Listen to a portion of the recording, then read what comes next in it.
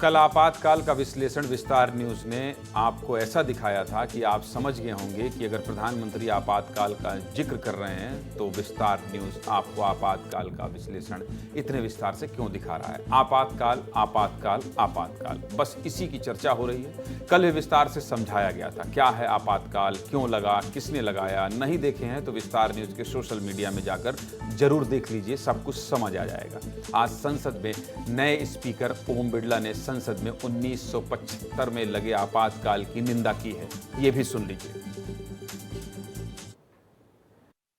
ये सदन 1975 में देश में आपातकाल इमरजेंसी लगाने के निर्णय की कड़े शब्दों में निंदा करता है। इसके साथ ही हम उन सभी लोगों की संकल्प शक्ति की सराहना करते हैं जिन्होंने इमरजेंसी का पुनर्विरोध विरोध किया, अभूतपूर्व संघर्ष किया और भारत के लोकतंत्र की रक्षा का दायित्व निभाया।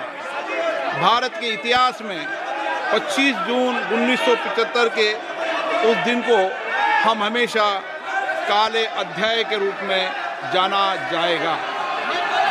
इस दिन तत्कालीन प्रधानमंत्री श्रीमती इंदिरा गांधी ने देश में इमरजेंसी लगाई और बाबा साहब अंबेडकर द्वारा निर्मित संविधान पर प्रचंड प्रहार किया था। राजनीति का चरित्र भी गजब होता है। कुर्सी में बैठते ही आप महान हैं, आप महान हैं, संसद में संरक्षण दीजिएगा, और जैसे ही बात आपातकाल की आई तो उसी कुर्सी के साथ सियासत होने लगी। खैर, सियासत का चरित्र यही है। एक तरफ सदन में 1975 में इंदिरा सरकार ने जो इमरजेंसी लगाई थी उस पर हंगामा हो रहा है, तो दूसरी तरफ आज मध्य प्रदेश और छत्तीसगढ़ सरकार की तरफ से मीसा बंदियों का सम्मान समारोह रखा गया था। ये दो तस्वीरें देख लीजिए।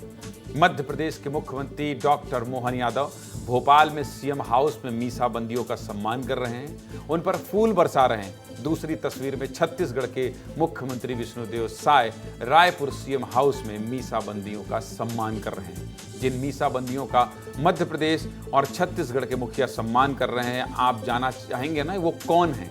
आप ये जानना तो चाहेंगे कि आखिर ये मीसा बंदी कौन है।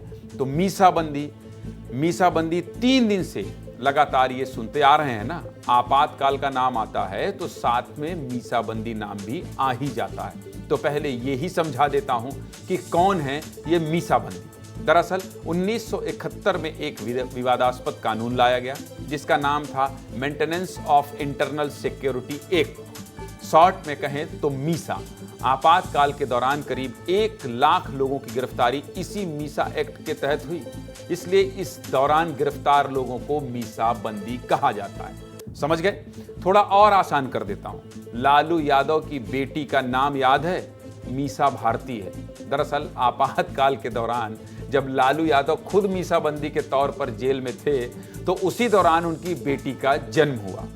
उनकी कितनी बेटी हैं इस पर मैं नहीं जाऊंगा, और उन्होंने अपनी बेटी का नाम इसी विवादास्पद कानून के नाम पर रखा, मीसा। तो अब तो आप समझ गए ना क्या होता है ये मीसा बंदी। विपक्ष संविधान हाथ में उठाकर सवाल उठाएगा तो बीजेपी मीसा बंदियों का सम्मान करके आपको इतिहास का काला अध्याय इमरजेंसी बार बार याद दिलाएगी। और सिर्फ याद ही नहीं दिलाएगी, मध्य प्रदेश के मुख्यमंत्री ने तो ऐलान भी कर दिया है। मध्य प्रदेश के मुख्यमंत्री ने ऐलान कर दिया है कि मध्य प्रदेश के स्कूलों में आपातकाल का संघर्ष पढ़ाया जाएगा। सुनिए क्या कहा मोहन यादव ने।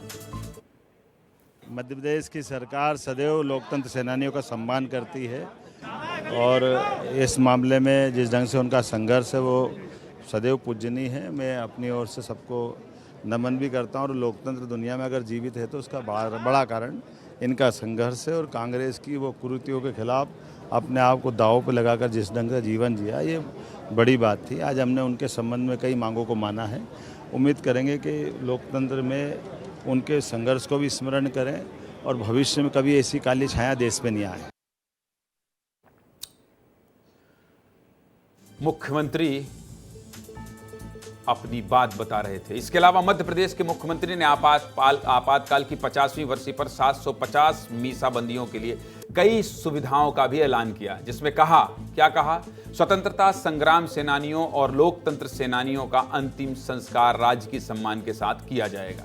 अंत्येष्टि के लिए 8,000 की जगह अब 10,000 रुपए दिया जाएगा। सर्किट हाउस में रुकने पर 50% की छूट मिलेगी। दिवंगत लोकतंत्र सेनानियों को ताम्र पत्र दिए जाएंगे। टोल नाका में छूट मिलेगी। आयुष्मान कार्ड में सुविधा दी जाएगी। मेडिकल इमरजेंसी में एयर एम्बुलेंस का इंतजाम किया जाएगा। ये आज ऐलान किया गया है मुख्यमंत्री doctor Mohan Yadav. Air taxi के किराए में 25% की छूट मिलेगी। मध्य प्रदेश की ही तरह छत्तीसगढ़ के मुख्यमंत्री ने भी मीसाबंदियों का सम्मान किया। रायपुर सीएम हाउस में आपातकाल स्मृति दिवस काला दिवस कार्यक्रम का आयोजन किया गया। इसमें प्रदेश के सभी लोकतंत्र सेनानियों का सम्मान किया गया। इस मौके पर छत्तीसगढ़ के मुख्यमंत्री सीएम विष्णुदेव साय ने भी एक बार फिर आपातकाल के काले दिनों की याद दिलाई। विष्णुदेव साय ने क्या कहा है, ये भी आपको सुना देता हूं। मीडिया जगत का अधिकार छीन लिया गया था, कहते हुए भी दुख लगता है कि कैसे सबको जेल में ठूंस दिया गया, कैसे बर्बरता के साथ नसबंदी हुआ, कुंवारे लोगों का भी नसबंदी हो गया, कि इस कहते हुए भी शर्म लगता है। ये इमरजेंसी में इस देश के लोगों के साथ ये बर्बरता हुआ, ये सब आप सब लोग जानते हैं। और इसके यादगार में हम लोग 25 जून को काला दिवस मनाते हैं।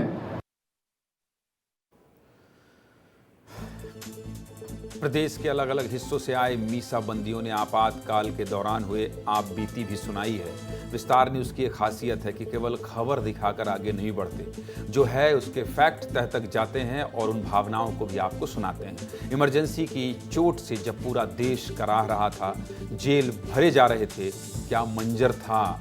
जिस आपातकाल का जिक्र हो रहा है उस समय क्या थी स्थिति, ये भी सुनना है आपको, तो ये भी सुना देता हूँ, सुनाइए जरा। उस समय इनको अंदर ले गए थे, अंदर ले गए थे। ये हमारे 20 महीने तक के थे। 4 महीने ऐसे जहाँ पाते थे वहीं से पकड़ के ले जाते थे उस समय। और ये घर के बाहर थे, बच्चे लोग ऐसे स्कूल में पढ़ रहे थे, वहाँ से इसको पकड़ के ले गए थे। कहीं कहाँ ले जाना है, कहाँ कुछ बताते चेताते नहीं थे। 4 महीने तक एकदम नजर बंद करके रखे थे, कहाँ है कोई मालूम नहीं। 4 महीने के बाद पता चला कि हाँ ये इसको सेंट्रल जेल में। खुद मीसाबंदी था। हम लोग सत्याग्रह करके 13 लोग गए थे मानक चंद खुराना के सानिध्य में। 13 लोग गए थे 1 जनवरी 1976 को। क्या हुआ था? मीसाबंदी हम लोग नारा लगाए थे। बच्चे जो कोई खड़ा नहीं होना, जिसकी पढ़ाई नहीं खत्म हुई, शुरुआत नहीं, छोटे छोटे बच्चे वो घर से निकल के कोर्ट जाने के लिए निकलते, उनको अचानक दरवाजा में निकल के खड़े थे, शायद पहले से ले गए उनको। हमको पता तक नहीं चला। ये हम लोग चिल्लाते रहे, क्या हो गया, क्यों ले जा रहे, कहाँ ले जा रहे।